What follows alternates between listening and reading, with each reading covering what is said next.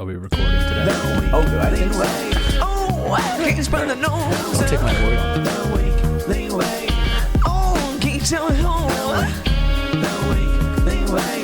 Did you see it? I'm glad you're stopping by. Take him to him, baby.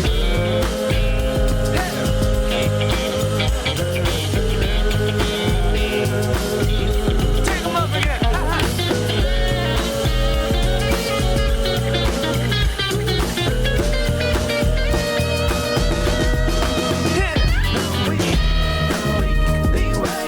Oh, can you tell me who? Yeah. Did it in the nose?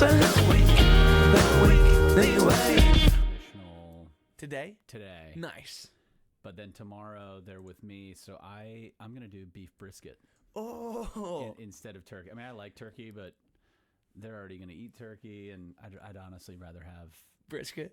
Are you good with the smoker? I'm not gonna smoke it. I'm just gonna low and slow and rub it down and Very just nice. let it roll. What's gonna be better than the Buc-ee's brisket, which is a hard, it's a hard level to hit. I've never hit Buc-ee's. You've never gone to Buc-ee's? No, but you probably do on the road. I 'cause only you- go there when I'm really trying to be a tourist, and I have a good time. But hold on one second. Todd Gailar, welcome back, brother. Thank you. Todd is one of the few guests to ever have a show that just didn't record and actually be willing to come back on, who wasn't like ferociously pissed about this. So thanks for coming back, brother. Of course. So tell me, so you're gonna be making this brisket? How many hours are you gonna let sit? I'm gonna rub it today, let it sit in the fridge overnight, wrapped, and then I'll kind of roast it for 3.5, 4 hours tomorrow, just low and slow. I wish I had a smoker. Yeah. Have you always had culinary skills? I love to cook. My parents cooked. I mean, we like never ate out as kids. I mean, Really? eating out was like a treat, and so we cooked. And my dad made kind of his famous chicken Caesar salad that was kind of a tradition on Sunday nights. Yeah. Anchovies included? We did not do anchovies. Okay. He used Worcestershire sauce in Nice. place of anchovies. Worcestershire, if you've ever looked at the label, Worcestershire sauce is the primary ingredient is anchovies. Really? Truth. My It's like- mother has a horrible fish allergy, and we use Worcestershire in a wide variety of things. Like I made a meatloaf yesterday that has it. No way. Yeah, so Look at the bottle of Lee and Perrins or whatever Worcestershire sauce you buy, and Yeah. it's like the main ingredient. It's sugar, water, anchovy paste. that's kind of terrifying. There's only one restaurant I go to where I'm like, throw those anchovies on there. It's this place called Camparoso over in northern Kentucky. It's Okay. a banging pizza. I really didn't eat anchovies until about a year ago, and I was out, and they were like, oh, the anchovies, and I was like, you know what, anchovies are Caesar salad. Yeah. So I'm gonna get the anchovies. At least send it. And I liked them. I mean, they're fishy, They're really fishy. but it's like saltier than they are fishy. Yeah, and over a salad, it's like I'll go for anything that's a little bit of protein on the side. Like it seems like a nice way to break it up, especially with the Caesar, which can feel rather plain for not getting chicken on it. Right. And we, my dad always doctored it up with a ton of fresh garlic. I mean, to the point where like your mouth is burning from garlic, which is to me the way I like Caesar. I want it to be heavy on the garlic side. Yeah, it's also good to have a lot of garlic in your diet for the way that it cleanses the system, right? Like, isn't it partly like a So good for you. yeah? It's something about it that like it helps like deoxidize what's going on with your body. Very, very good for you. And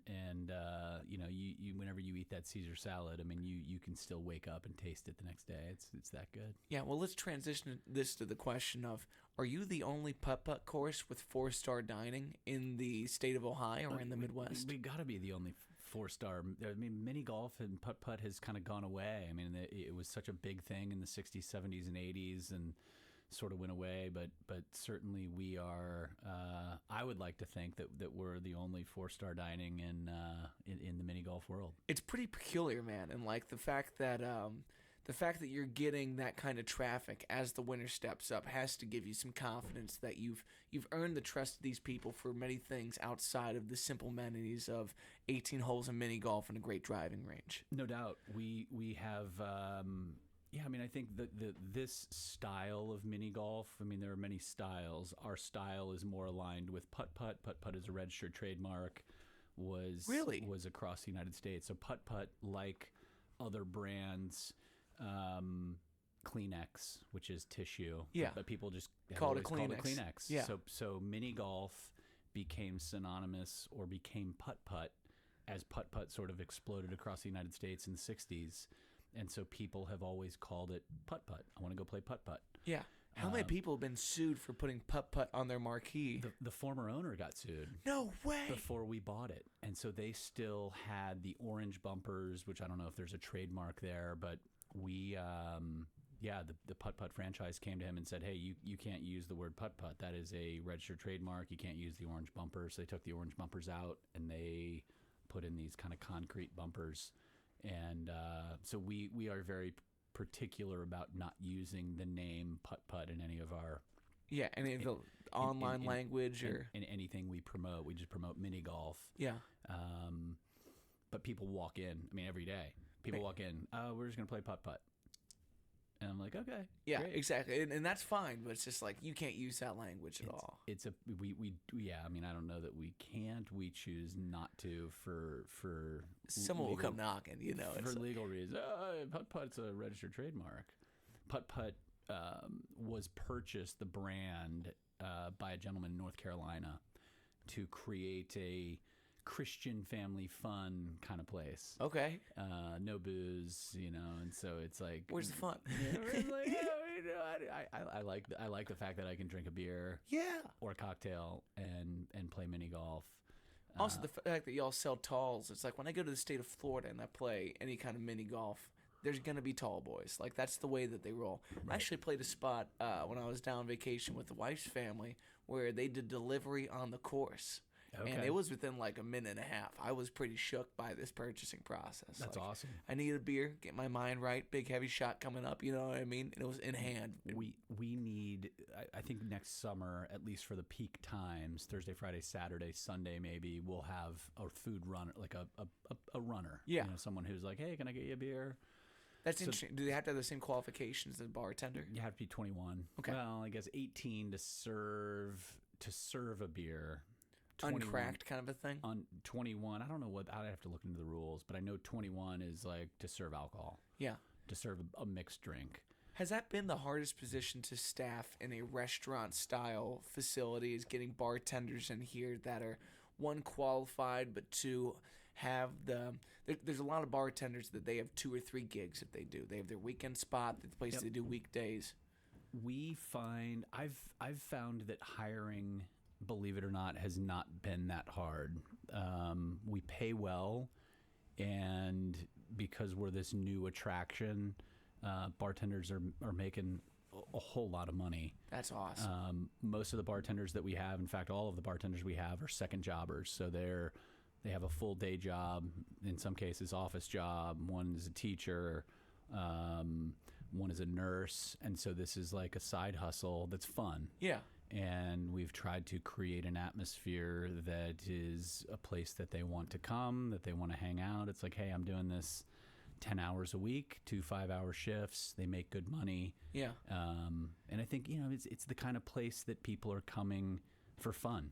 So people, the clientele, the customer base is always in a good mood. And so it's really, the hiring piece has been easy. I think sometimes keeping people based on, did you show up on time? Did you, are you doing the things you're supposed to be doing? It's hard when you're talking about a place where your staff size is probably under 15 folks. At least I would hope you don't have to go over that number just to make this happen. But to keep it to be a tight-knit community that does the thing well, you got to make cuts. You got to be pretty cold about the way that you draw a line in the sand about certain things. And it's the hardest part of, I've never managed people, and I think the hardest part of the job for me is really telling people how we want to do it at the Acres. And we, I think as we've kind of matriculated through this whole thing, and I've observed what's gone on over the past year, it's looking at how do you greet a guest? How do you create a vibe that people subscribe to, that people want to come back to? And it's really just comes down to, being kind and being outgoing and creating an environment that people want to hang out in. Yeah. Well, I think when it comes to So you're providing the amenities of a local watering hole. You got a good kitchen. You Yep. got a good drink menu. But because you have the experiential aspect, the fact that people are paying for activities and time spent there, I would hope that people tend to be a little bit more generous on the tipping side and a little bit more courteous to the staff, because it's not just I'm here to get my 4 beers in before I go home to my family kind of a deal. Correct. I mean, I think this is, Evendale is a relatively affluent area, so you get Evendale and Blue Ash and Montgomery, Sharonville, Reading, and I think they're loose with their wallets. I mean, the bartenders make really good money in tips, Yeah. and we pay a higher hourly rate for bartenders. Typically, bartenders and servers make a really low hourly rate, and they work for tips. We've paid, I think, higher than most, on top of the fact that they're getting tips, and so Totally. that's why it's easy to keep people. And if you can find folks that are locals, like there's bartending jobs on the Reading side of the city in a really high amount, but those tend to come with a lot of rugged clientele at times. Totally. It's like, so to be in such a positive work environment, and also to have the opportunity to serve folks that are with their families. It's like, if you're going out drinking with your buddies, you're closing out for you and only you, Right. or you're going to pay for the table and you're going to tip very little on top of that. Versus you take your kids out, it's like you're probably a little bit more willing to put the money down for you to have a good time with them and whatnot. No doubt. And we've been very fortunate to keep most of the bartenders that we've had from the beginning. We've added a couple. That's awesome. But the people, I think the bartenders we've lost were, they needed 40 hours a week. And, we're really busy for 8 months a year and pretty slow for 4 months a year. Yeah. And so I think some of the challenges, like right now, people don't want to bartend as much because it's slow. It's just make your hourly rate. You might make a few tips, but I've picked up a few bar shifts on the shifts that people don't really want. Yeah. Which I guess is part of being the managing partner owner. Man, I feel for you in the fact where it's like, I know there's very few times I could ever stop down there and not see you. Not that I'm not going down there to see you most of the time, but Sure. It's like there's very few bar owners that spend their time, their free time and their on time and everything in between at the bar, around the patronage, greeting their customers that are the regulars. And you very clearly built that rapport with the folks that go to the range, the folks that are regulars in your kitchen. Has that become your social circle, or do you still find time to step out on your own end of the day and go somewhere else and enjoy yourself? It is part of it's definitely become part of my social circle. My kids spend a lot of time at the range. My son's here today. You can come say hi, Quinn. Come say hi, Quinn. But they've become part of the fabric of the acres. And Quinn represent. Let's go. So my kids, my son Quinn's 12, soon to be 13. My daughter's 10, and they spend a good deal of time down there, and they've found things to do. But I really am. I'm there 70, 80 hours a week. I feel like in some weeks. And That's family support right there. I know it's hard at times for them, because it's like, at first it was like, oh, this is new and fun. And now it's become, it's like, oh, do we really have to go to the acres again? Yeah. So I really do not have much of a social life outside of the acres. Yeah. I love to go see music. And so whenever I can, I will try to make a point to, like, all right, I'm leaving the acres to go see music or go have a meal outside of my establishment. But it is very much, when you believe in something, and I really believe in the community that we're creating around the acres. I have investors, business partners that are part of it, that expect a certain level of service, a certain level of monetary return as well. So, and also the presence. If there's going to be questions of what went right and what went wrong, not only do you need to deliver that message, but you need to have more than just anecdotal evidence of the 1 or 2 times you've seen it. It's like, totally. For the past month, I've seen this, and I've been doing this, and people don't. I don't think people respect the plight of bar owners enough that do spend that true time in their establishment, because most folks can be an absentee. Most folks came in with the capital. They found a manager. They handed it off, and they said, if this doesn't go right, then it's on you, and I'll find someone to take your job. Right. versus when you see someone like yourself that spends the day-to-day hours in there and does it happily. You know, I'm sure there's days where it's like a little more than furious, you know, at the end of the day, but you still got to go out and get the balls out the range and things like that. Totally. All these small menial aspects of it. But if the owner comes up and greets you, know that that is more than just at their convenience. That is a dedication to the service you're providing. For sure. And I think it's, you know, I'm big on cleanliness. I'm not a big Disney guy, but certainly the Disney model of business is built around cleanliness and service. And so I spend a lot of time both individually but also kind of training staff. It's like, hey, if you're walking from point A to point B and you see a cigarette butt or piece of garbage, a can, pick it up. Because I think it's like, you know, the bathrooms should be like exquisitely clean. And you know, it's not possible to be in the restaurant and bar business 100% perfect all the time. You just have to, like, you know, you're like trying to get B+, A- as much as you can. I mean, there's just going to be times when it's like not as clean as it should be, but the more I'm out there doing that work, cleaning bathrooms, picking up garbage, you know, people come up to me and like, man, you're like the owner, and you know, I see you picking up garbage and emptying garbage cans and cleaning bathrooms. And Dude, I see you being chased by yellow jackets to a dumpster. You know what I mean? Like that's a serious ordeal to go through when you do have the title of owner and CEO of this thing. You know, so funny how many people were, you know, how many like of the high school kids were allergic to bees this summer. I can't get the garbage. I'm allergic to bees. Man, like, you really took care of that issue though. Those little those little hang hives or whatever like you call those, like those really did the job. They really did. And you know, some people came in, they're like, I can't believe you're like,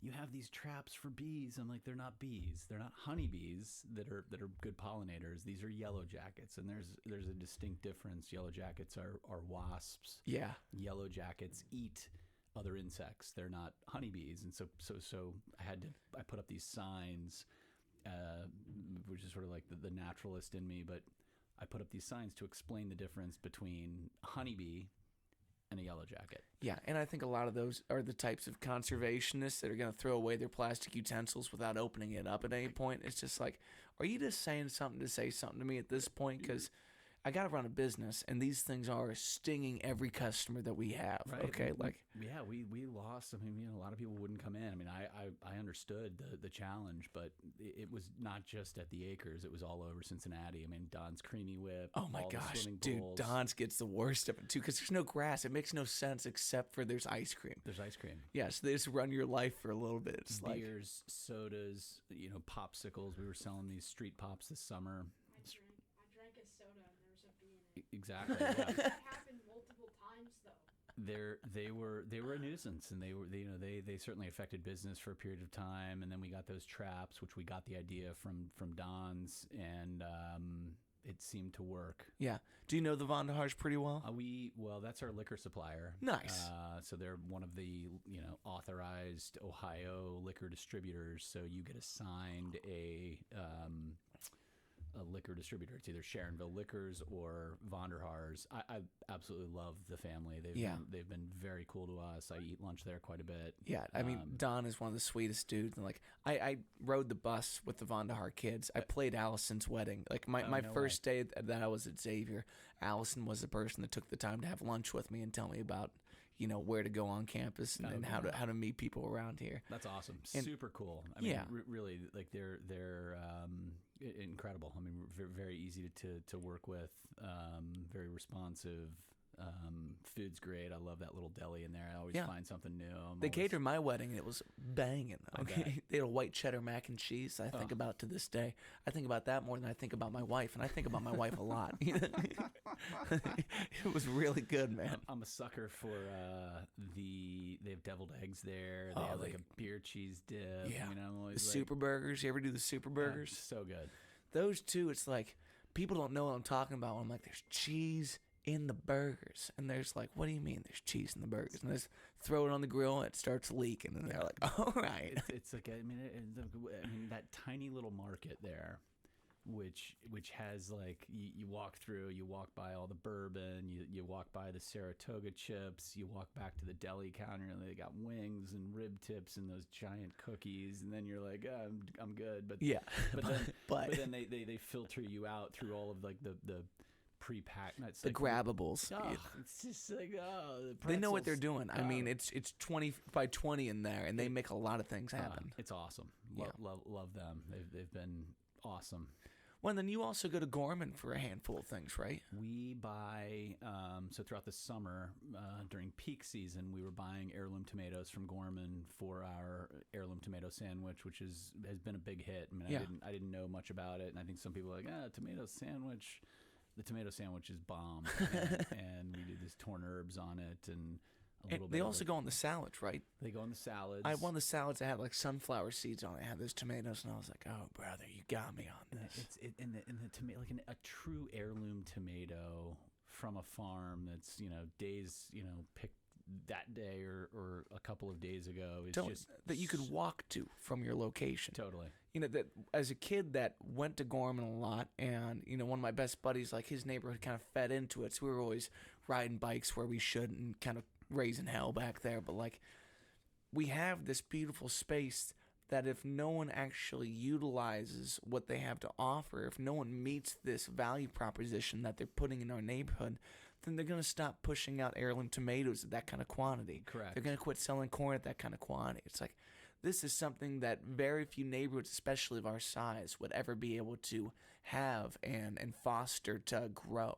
Gorman is amazing, and I like to see, I see the acres not just as this business on an island, but I would love to connect it contiguously through our land, and not that we can connect with their land per se, but I would love to have a trail of some sort that goes through the woods near the Acres property to a crosswalk across Reading Road, so that you can come to the Acres, hit a bucket of balls, have a beer, walk through a trail, cross Reading Road, take a trail up to Gorman Heritage Farm, and come back. I mean, I think that's like, to me, sort of the dream of creating this larger contiguous area of green space, education, nature, the Mill Creek. Yeah, when you've been such a big advocate of the Mill Creek, whereas when I grew up in this neighborhood, it was a feared part of the community. Like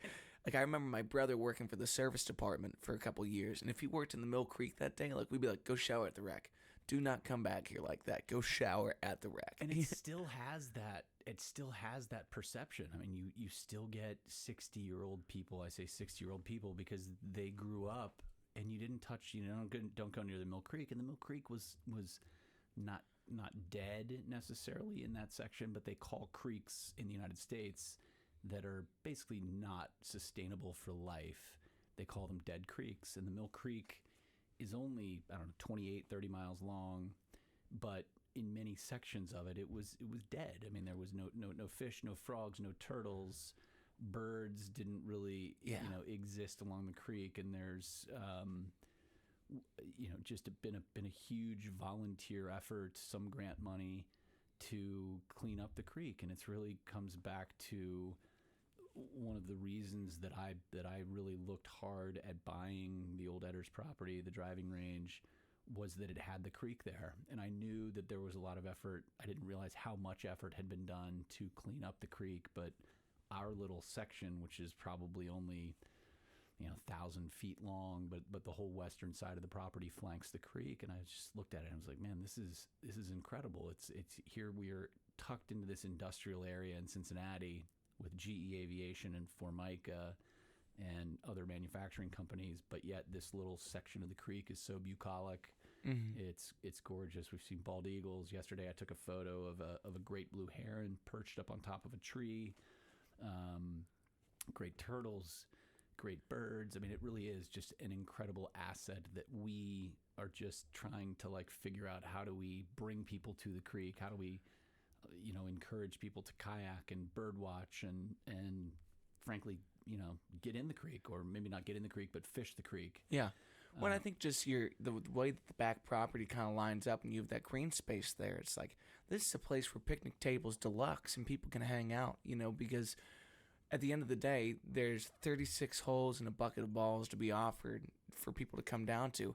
But if you make it a day experience of go walk the farm, go show your kids some cattle, come down here, play a couple rounds, have some lunch, walk back to the creek, check things out for a little bit, Totally. There's many ways to make this an experience that you don't run dry on as quickly as just a couple of rounds of mini golf. And you've done such a good job of trying to advocate for the other amenities around here that people have seen as just a waste of space. Like when that Walmart got put in there, the Mill Creek was the biggest deterrent to Walmart. You know what I mean? Like the fact that they wouldn't even touch it was crazy. It's not that way anymore. No, and even like, I mean, having Walmart, I don't really. I mean, I guess we've had to run to Walmart to get an item or two, but having Menards nearby, I mean, we were constantly fixing things. Yeah. Cliff's Hardware up the road. I mean, I always try to support the local guy. But even that little section when you drive across the creek there, I mean, they cleaned when they did the development for Walmart Menards. I mean, they really cleaned up that area of the creek and made it pretty. I mean, a lot of times when they're building over a creek, they just concrete it in, and they take away the nature aspect of it. But that little section is, I think it's that bridge is called the Makatiwa Bridge. I don't know if you ever noticed that. No. Makatiwa was the Native American term for the Mill Creek, and then in Cincinnati, whenever they named it, they called it the Mill Creek. Well, because there were mills up and down the creek. And I just think it's fascinating. But there's a sign, the next time you drive over it, there's a little sign, Makatiwa, spelled differently than Makatiwa Country Club. And Makatiwa meant it is black, which just was that the creek was very rich. I mean, this Mill Creek Valley is a very fertile valley, incredible farming, great deep black rich soil. And so that's why the Native Americans called it Makatiwa. It is black. That is wild. Very cool. And over my lifetime, I've seen Gorman kind of dial things back, but it seems like that part of Evendale, like it's going to see a revitalization soon because of folks like yourself that have come in and revamped what used to be an eyesore of a mini golf establishment. You know, like. The thing that I really want to see gone is the old smorgasbord, old Right. Homers. Like someone is going to see this plot as what it could be, Totally. but we just haven't gotten there yet. It's like that literally has a driveway that pulls into Gorman on the side of it. Like Exactly. who doesn't have an opportunity for this that could be really groundbreaking for the neighborhood? But as it relates to like the summer camps and things like that the village has always put on and always really hammered home that not only is this a family place, but this is the kind of neighborhood where your kids could go out by themselves with their friends and come back at night, and you could feel safe about that part of the process. No doubt. We lost sight of that for a little while, and I feel like what you've done with the acres has been one of the strongest affirmations of we're returning to this. That's cool. I appreciate the I appreciate that sentiment.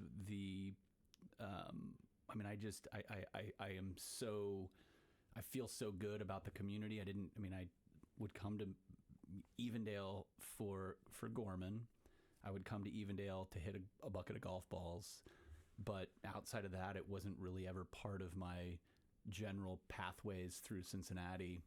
And I just, that section of Reading Road, the section where we are, Gorman, now Trophy Pizza, I mean, there's just... I still haven't had the trophy pizza, man. I got to get on it. Jim Rowe, dude, he's a great guy.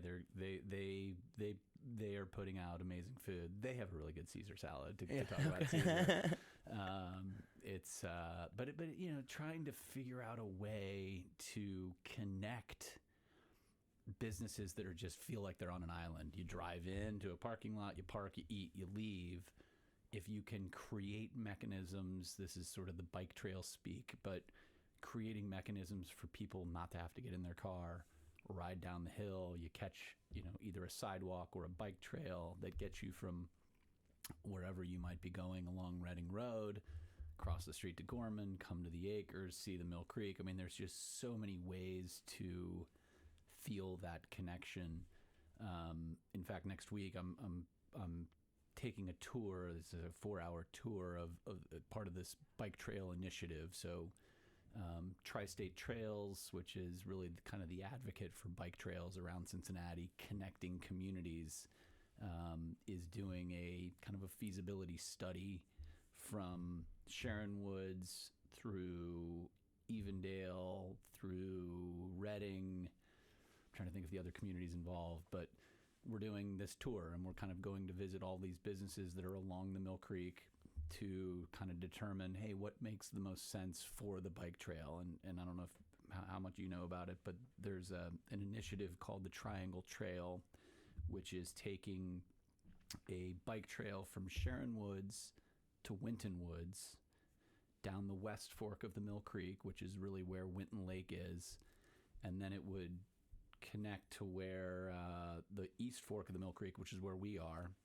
to the west fork of the Mill Creek, and then come up the east fork from Lockland area, Arlington Heights, and would connect to Sharon Woods. So therein lies the triangle. I mean, this is Is that 70 miles? 20-year project, but it's probably, I don't know how far it is, 20 miles maybe? Sounds massive. but it's it's like that's how the Wasson Way started in Oakley and Hyde Park, was just this initiative. They would build half a mile or a mile, and so Evendale acquired rail lines just north of Glendale Milford, and they own, I guess, the railway now from Glendale Milford up close to Sharon Woods. And so, I mean, it's a real initiative. It's called, this section is called the Mill Creek Collaborative. The collaborative effort being, how do you run a bike trail from Evendale to Reading to Lockland? So you have to connect and get all of these communities to collaborate to want to build the bike trail. Otherwise, you have a bike trail that ends. Yeah. Which, great bike trail. Now time to turn around. Now where do I go now? Yeah. I think when you look at like the Loveland Bike Trail and the Little Miami area, it's like you've seen businesses get populated by people that you would never expect. I see more people drinking beer in the full bike outfit than I would ever expect to want to get a beer. But it's like, it's part of why you get on the bike, is because you know the spots that you want to stop at. It's a destination, right? Yeah, exactly. And not only does it have the destinational appeal, but it has this proactive sense of you getting out and clearing your head of whatever you normally do on your day-to-day. It's like everyone needs that activity in their life that is the place where you filter out the nuisances of ideas. Like when I practice my yoga, I have to get through 100 thoughts of nonsense that I'm trying to think of what I should be doing for that right now. And guess what? It's irrelevant. It's like when you're on the bike, you can sort through the 50 things you need to do around your house. But at the end of the day, you're on your bike ride. So right. Try to clear that out. And if you don't sort through this kind of pile of bullshit that you have to think through in a day, then you don't find yourself stepping away from it at any point. If you don't filter through the bag, you never get to the bottom of it and have that clarity. Totally. So providing destinational appeal while people are getting out and doing something positive for their mental health, and then letting businesses thrive off that kind of thing, is the only way we can start to kind of undo this mess that came about when the Walmart and the Subway and the Great Clips and all these things are just... They're corporate trash at times, yeah. That it's careless business. Whereas this is a residential community that wants to support their own. Yep. And no doubt. For someone that was an outsider, you're not from the Dale necessarily. As people have gotten to know you, I hope you feel like they've seen you as one of their own. They've made space for you in their life. Because as a kid, when I went to those swim meets, you knew every kid on that goddamn team. Totally. You get to know their parents. When I walk around, when I play in the neighborhood, when we did the cookout this year, it's like the people that I see are the folks I grew up with. And it's such a testament to why neighborhoods like this do last for hundreds of years of happy families and doing the thing, It's an incredible, it really is an incredible community. Individually, I crave community. And so you seek out ways, I guess, artificially, try not to be artificial about creating community. And I think A lot of people go to church. Church creates a community. Your kids go to a school. Once my kids started going to school, Pleasant Ridge Montessori, I built a community of other parents who were raising kids of the same age. And so then you go to the sporting events. You might go to their house for a burger after the game. And now I'm really kind of embedded in creating a community around the acres, as you kind of alluded to earlier. It's like, this is my community. This is my life. And so I have friends who come down and see me, friends who come down and have a beer because they know where I am. I mean, I'm there all the time. Yeah. And so it's like, hey, you want to hang out? Like, come down here. And fostering that kind of thing takes way more effort than tearing them down. And we're currently at a place where there's a lot of folks kind of floating in the ether looking for some relationships they can depend on. And a lot of times that does end up being the bartender that you go see on Tuesday nights. And this person has just enough rapport with you to care more than your neighbor's going to care about the things going on in your life. Right. I find myself to be in situations that every club is different with the community that I try to service there. If I'm playing my regular Sunday gig, I know of the list of characters that might pop into this room and give me the time of day to share with them the songs that are on my mind, the things that are on my mind that they're forced to listen to over the mic. And then on my break, it's time for me to listen up and give them the time of day. That Sure. exchange happens. And again, like your presence, your day-to-day effort in there is not lost on the fact that people need people to receive them. It's like you can't go there and feel the kind of companionship with the range that you do the people that work the range. Totally.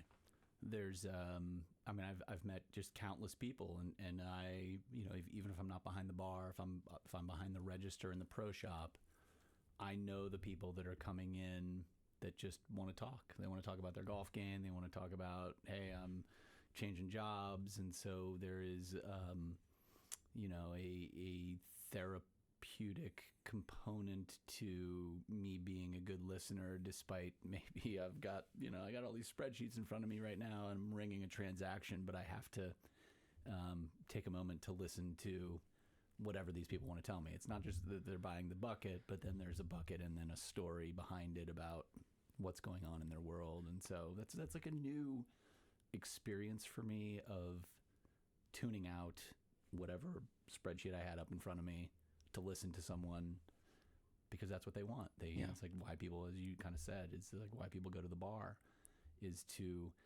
have someone who can listen to them, despite the fact that you may not be going out afterwards. It's really just a listening ear that someone is the bartender. Yeah. Right? Well, and it's something that in the world of corporate businesses, like there are CRM systems that are going to list out this customer's kids' names, the activities they do. It's like there's very stale ways of doing this that they're kind of similar to what goes on in the fields of the arts, in the fields of entertainment, in the fields of dining. But that's more about a transactional piece of it. Whereas, like, I know that this isn't an issue that I'm going to resolve by having a little bit of an answer for you about, yeah, I remembered that. Like, I'm terrible with people's names. Same. But off the time, I remember what's going on in their life that they took the time to tell me about. Like, Sure. This is a guy that I'll never forget his name because his name's Matt Waters. I got this buddy named Matt Waters. When I go to Maumee, Ohio, I know this guy's going to walk in a Hawaiian t-shirt. I'm going to give him a big hug because the first night that we met was the anniversary of him and his wife, who he had lost within the last 5 years. Oh my gosh. And he stepped out. Maybe it was his birthday they stepped out. But he felt like she was with us in the room because he stepped out to see live music, which was what they always did. And we will forever have this friendship locked in this moment where you step out on a limb because you need people. You need to find a reason to connect with folks because you're missing a big connection in your life when you put so much of your personal investment into the characters that you love. You can only hold on to folks so long. So to remember that moment reminds me that you never know when you're going to be crucial to somebody's life and well-being. Totally. And it's weird to be a bar musician that's there to be someone's most intimate friends on some days, but that's why you sign up for the job. Right. And oftentimes those are the people that inspire me to write songs, and they're the people that inspire you to make improvements and find more reasons why you can stay here and find relationships. You can come here and forge new relationships.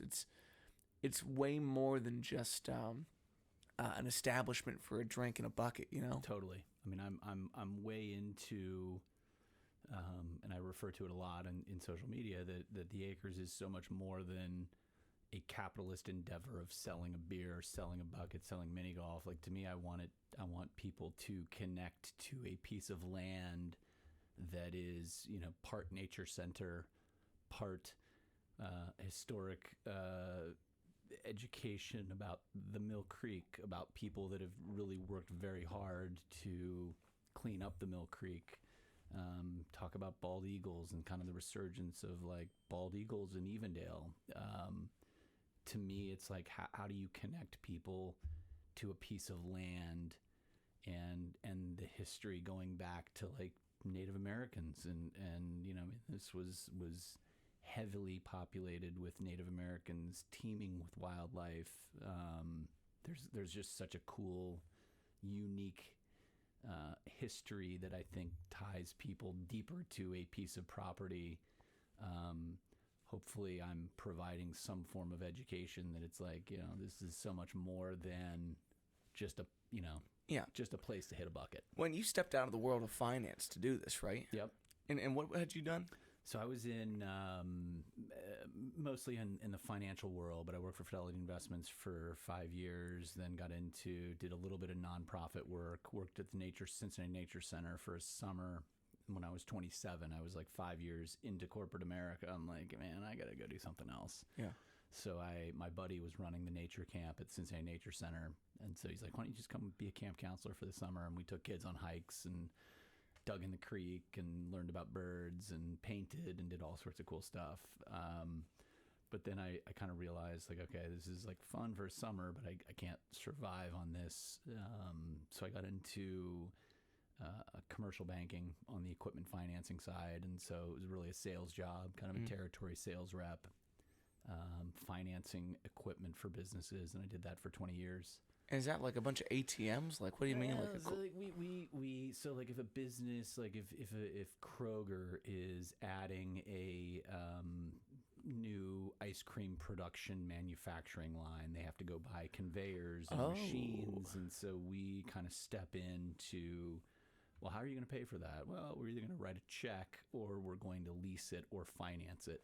And so we become kind of the banking piece between, it's like a three-part transaction. You've got Kroger buying some equipment from ABC Equipment Company, and then we become kind of the conduit between those two transactions. And how long did you spend in that field?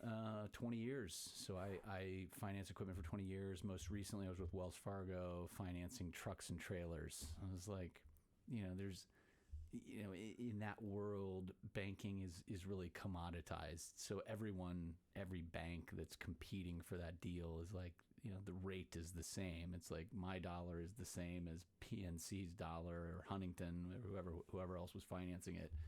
It's more like, do I want to work with Todd Gailar or do I want to work with, Yeah, it's an interpersonal sales thing for sure. It's like, it's how good's the CRM system versus do I actually like talking to this person? Correct. And so, yeah, I was 40, I'm almost 50. So this was 3 years ago. And I just felt like, man, my soul is kind of like, I get a good paycheck, I work from home, but my soul was just like, man, I feel like I have so much more to give the world than financing equipment to make a paycheck. Yeah. But as someone that did that for 2 decades, do you think for a lot of folks that is the right methodology to find yourself in a stable enough place to make a passionate leap? Like, did you need these 25 years in corporate America to step into a field like this and feel confident that you could deliver to investors to make yourself happy, not lose your mind running this business? I think the passion always burned inside of me. I just didn't find the right avenue to say, this is what I'm going to do to be an entrepreneur. But I think 20 years of corporate America grind motivated me, number one, to say I don't really want to go back to that world. Can I go back to that world? Yes. But I think, there's a number of different avenues to go down the corporate or to go down the entrepreneurial path. Some people just do it right out of college and say, I'm going to be an entrepreneur, and they try it and it doesn't work, or they try it and it does work. For me, I think it was more just like the light bulb went off when I was like, here's this great driving range. I love golf. I love people. I love to eat. I like beer. Yeah. I like the outdoors. It's like, man, this is like the perfect opportunity for me. But it's going to be expensive to buy because we were buying all the land. I knew I didn't have the amount of money to be able to afford it. So I called everyone I knew, called my parents. I'm like, hey, I think I've got this like great business idea. And they're like, oh man, what are you doing now? Yeah. But I Did they know you as that kind of interest in mind? Did you have entrepreneurial ventures that you had pitched to friends like that before? For sure. I mean, I think they, I think my dad was always wanted to be an entrepreneur, and I think he got into being more entrepreneurial later in his career, helping young businesses kind of build. And I think he probably around in his 40s really tried to explore how do I get out of corporate America and kind of the rat race. And he never really pulled the trigger. So I think when I approached them saying, hey, I think I have a cool business opportunity, my dad was like, you got to do it. I can hear the passion in your voice. Yeah. It's like, it sets up for all of the things that I think I'm good at. I'm not the smartest guy in the room. I'm not, Quinn says I am. You think I'm the smartest guy in the room? No. But I'm well versed in a lot of topics, but not an expert in any particular topic. Mm-hmm. And so the ability for me to meld all of those things into being this entrepreneur at this, it's very much a people game. I mean, the Acres very much is like, as you kind of noted, it's like my job is to connect with people who come down there. My job is to understand a little bit about golf, a little bit about food, a little bit about beer in a bar, all for better or for worse, all things that I guess I know a little bit about. Yeah.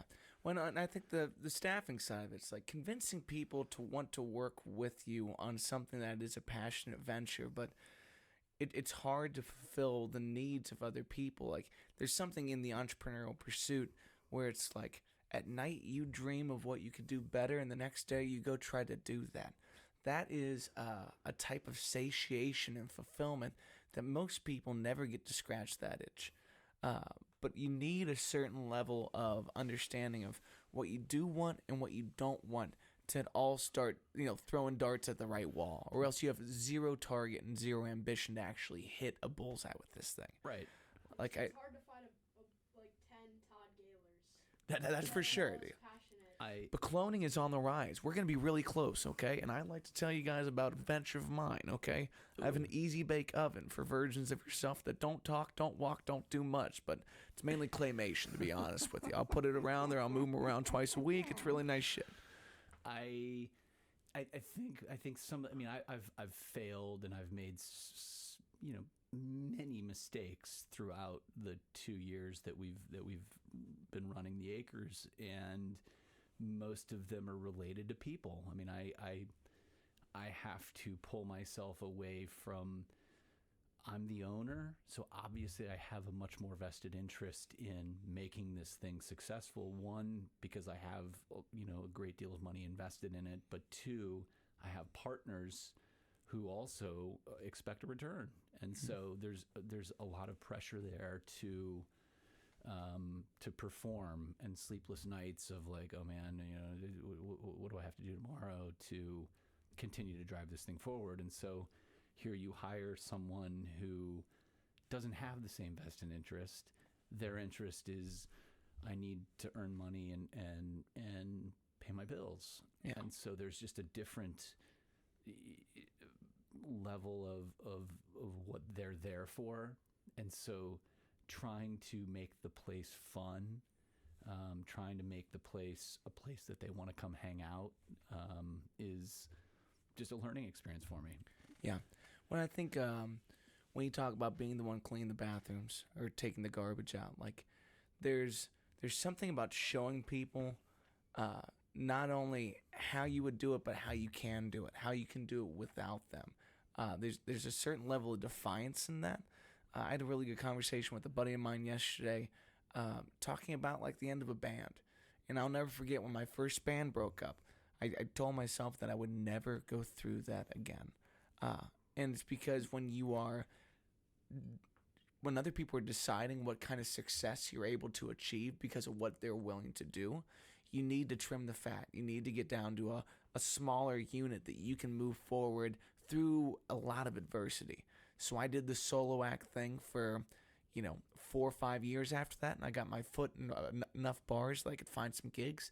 Then I started to bring some bandmates in. And again, I found myself in a situation where I couldn't pull people to do the things I wanted to do, so I had to drop them. And as you kind of step your business into what you want it to be, when you find folks that are just too defiant about what's going to scratch their itch or what you can offer them to do things that are helpful to you, that are meaningful, you have to make really, really tough decisions about what you're willing to take on again, what your capacity can withhold.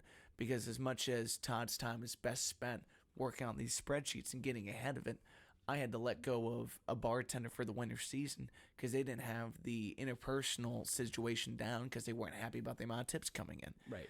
Or for something like, if I don't have a bass player for this tour run, my drummer suffers because I'm going to have to do this solo. Or maybe we got to do a duo. But most of the time it's like, I got to skinny up and I got to go do this thing by myself. Yeah. There's a ton. I think it's like the perfect comparison is the deeper into this thing you get, you feel this responsibility to others. It's not just about you. It's about like, oh man, I've these people need this work to survive in some ways. And so it's hard. We've kind of been dealing with it over the past month of like, the hours are shorter this winter and there's really just not a lot I can do about it. And yeah.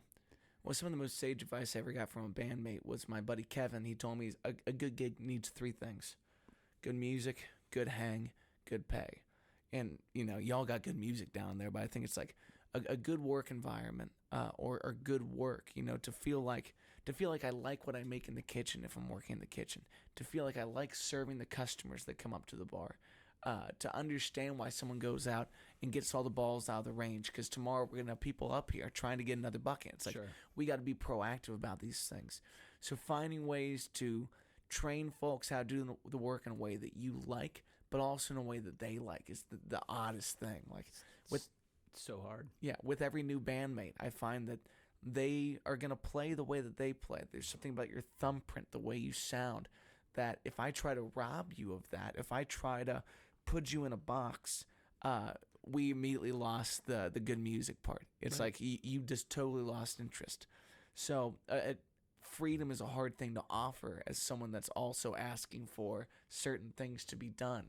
But when you find yourself offering your coworkers freedom in their job, you get so much more out of people. Right. Yeah. I mean, finding people to do things better than I would do them is like the holy grail. Yeah. And I like doing the work. I do.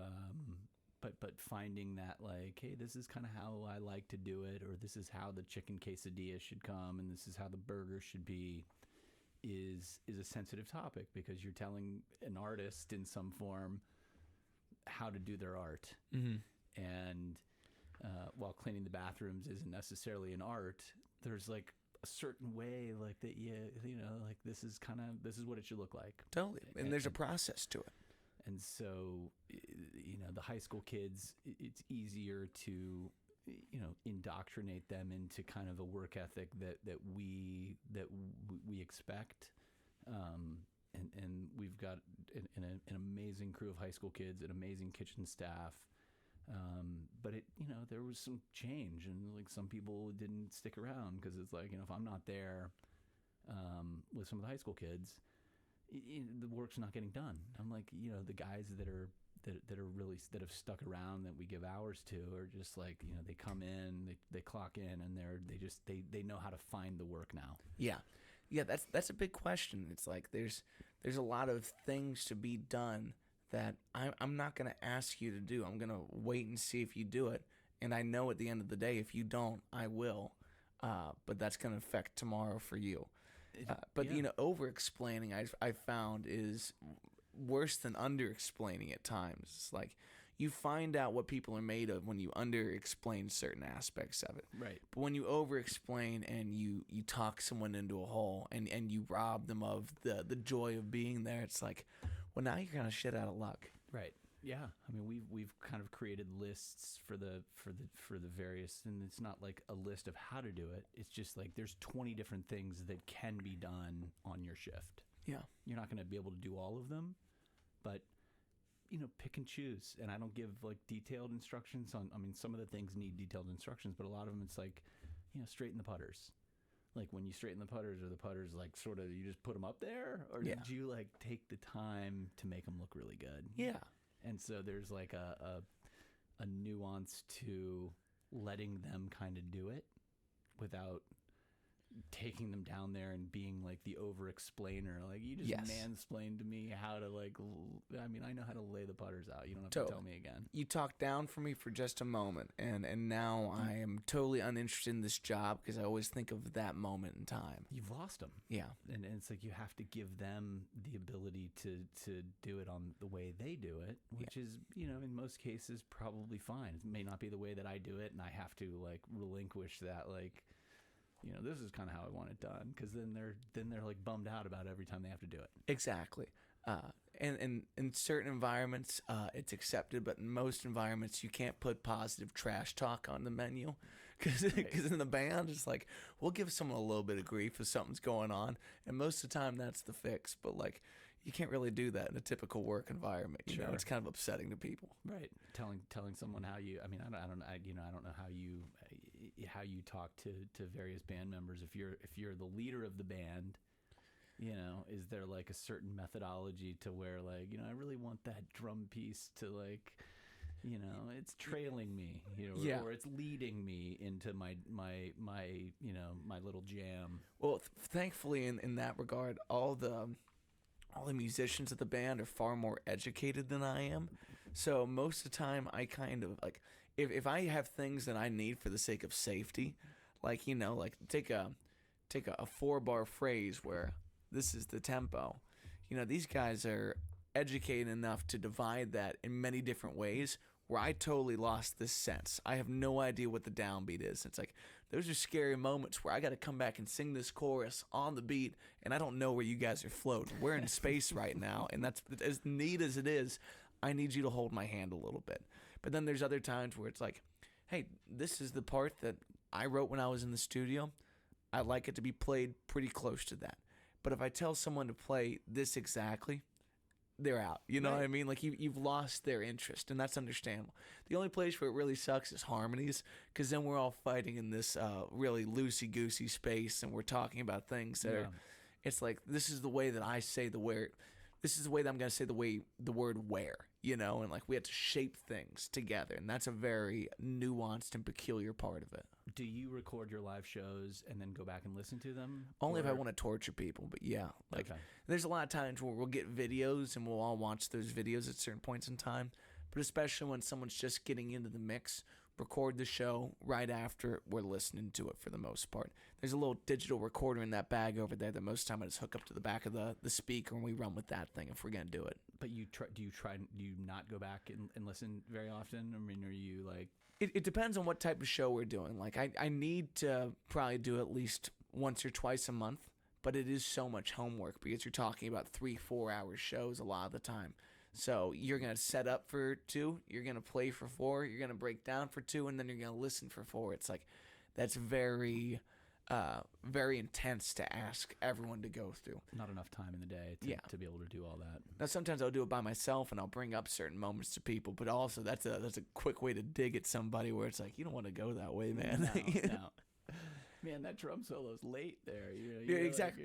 Or you're saying like, hey, like, this harmony is still not getting there. It's like, well, let's practice it again, you know, and it's painful at times. Yeah.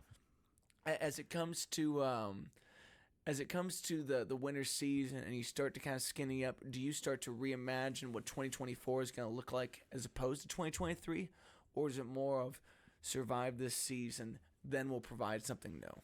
All day, every day, I'm trying to dream up how we enhance 2024. I mean, I think that's the goal. I mean, there's an advantage and a disadvantage to the wintertime. Wintertime is slower, but it gives me a time to breathe. I mean, we're open 7 days a week. Kitchen's open 7 days a week, from March through October, and so the days are long, not just sunlight wise, but just from a work standpoint. Everyone gets tired, so it's good to have the winter to plan, and I think the vision that we continue to execute is to provide new experiences, places for events, the contiguous, trying to connect to Gorman in a better way. Mm-hmm. How do you be a good community steward to, one, support the farm by buying the vegetables that they're producing, creating a connection to the Mill Creek. I mean, there's all these things that are a big part of, 90 days goes quickly. I mean, I say it's, we're mid-November now, mid-February's here. I mean, as you know, 90 days goes quick. No, and this is the part of the musical season that everyone dreads in a lot of ways. Like, once we get past Christmas, there's a lull that really is terrifying for a lot of musicians. Thankfully, because of the way my business is set up, I just skinning up and I play more acoustic gigs, and my life doesn't really change that much, except for the fact that there's no festivals, there's no weddings, there's a lot less events. But at least there's a game plan for that point in time. But it is a point where everyone's got to reimagine what they want from next year. Because if you just go blindly into it, you're going to end up in the same pattern of what you did this year. And, in corporate America, it's a growth of numbers. But for us, it's a musical growth. It's a branding growth. Like, there's so many other things to consider that if you just walk into this thing blind, you're going to be bored at the end of 2024. Right. But if you come in jazzed up about some new ideas and you really try to implement with some structure, that's the flavor of life. That's how you make this whole thing turn a little bit better. Sure. I think we are in kind of planning. I mean, how do we add new beauty to the property, whether it's landscaping, whether it's sculpture art, an outdoor bar. We've got this cool canoe that Quinn's school made, Nice. the sixth grade class. They make this handmade canoe. And so the inside are all these, there's a math component to it, but Mr. Walters was, Mr. Walter, is it Walter? Did this thing every year, sixth grade class, and they built a canoe, and they used this like stretchy canvas. 8 years straight. Yeah, and it was used as a fundraiser for the school. So it was like the kids would build it, they would auction it off at the big kind of annual fundraiser. And so I knew we wanted it. We didn't win it, but then the people that bought it sold it to us. Nice. And so we now have it down at the Acres, and it's like, I wanted it because it's a tie to the Mill Creek and sort of this activity zone of kayaking and canoeing. And it's really not floatable. It's floatable for a lake, but really not a creek, because you've got all these rocks, so it would tear the canoe. I took it out with 3 dudes. I know you did. Creek. Quinn took it out of the creek, and it didn't tear. But I want to make it a showpiece of the property. Yeah. There's a story to it. All the kids sign the paddles, and so that becomes an installation at the Acres of, maybe it's an outdoor bar that sells beer, or maybe it's a taco stand or something, but I want it to be like a showpiece, so that the next time people come down in the spring, they're like, oh, new canoe, and it's like trying to be, have new surprises that people see, and that shows like, wow, these guys are thinking about ways to enhance my experience here at the Acres. Yeah. So Are y'all still envisioning the outdoor covered space for? it's happening. I mean, we cut the concrete, so Nice. which is like such a this is like again one of kind of the failures, the opportunities for learning, if you want to call it that. But we put in this nice 1,500 square foot concrete patio. Now we should have put it in with the concrete footers already ready to go. But now we have to saw cut. Well, we've already saw cut, but we saw cut the concrete so that we can build these footers that the steel goes into, so that we can build this structure over the patio. And what's the timeline for something like that? We've got the steel on order. Once the steel gets delivered, my buddy is a concrete contractor over in Northern Kentucky, and he's gonna put the steel into these 5 foot by 5 foot footers that go into the ground, and then they'll start building them. And I would love to have it by spring.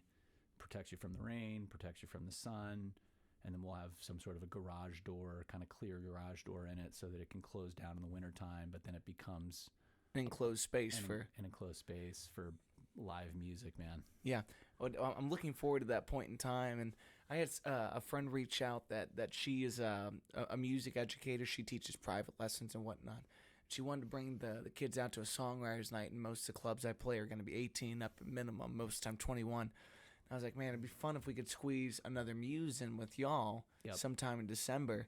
But it's just about figuring out if we have enough space for that and how we'd want to do it. It depends. I don't know if you've been down there since we've kind of tented in the covered patio, but you can put 80 people in there, but it's like really easily. I mean, it's standing kind of seated chairs. I mean, you can definitely pack them. Maybe not 80, but I say 20 people in the bar and 50 people outside. Yeah. When also, I think, depending on time of day, there's tolerable parts of the day where it doesn't need to be enclosed and in cover. It's like people can sit out when it's 45, 50. They don't mind that kind of thing. Right. And we put heaters in there. So, I mean, it's like, we just bought some furniture for in there. So we're trying to create an environment that's like, it's winter time. I kind of feel like I'm outdoors because the walls are clear. But I'm warm and I'm heated and I'm eating a good burger. Yeah. So. And I think people like an outdoor fire pit where they got to brave the elements a little bit too. Right. So. Right. You can be inside, you can warm up, but you can also go out and stand by the fire pit. Yeah. I'll come by next week. We'll see if we can squeeze one more in before the end of the year. I'll show it to you. Yeah. Okay. We are going to be moving the songwriter night to Wednesdays next year. Okay. So I'm trying to find a couple of places that want to host a monthly muse. Because Mondays are going to be my new live stream night. I'm trying to take over the internet slowly but surely. I love it. Yeah, get my Etsy popping. You know what I'm talking about? I love it. I would love to keep doing that. I mean, I think it's the more consistent we can be with music and having it on like, hey, every Wednesday night or the first Wednesday of the month or whatever it might be. I mean, I'm a big believer in trying to be consistent with music as opposed to like, here's some band that's coming and then you gotta like really promote the social media waves, and I haven't figured that out yet. It's like how do you promote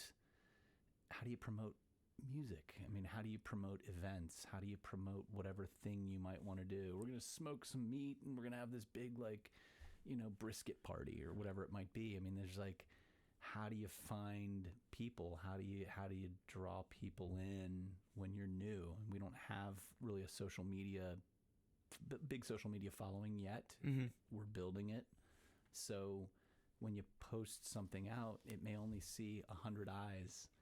And so there's like, a magic to just being consistent with whatever kind of programming we do.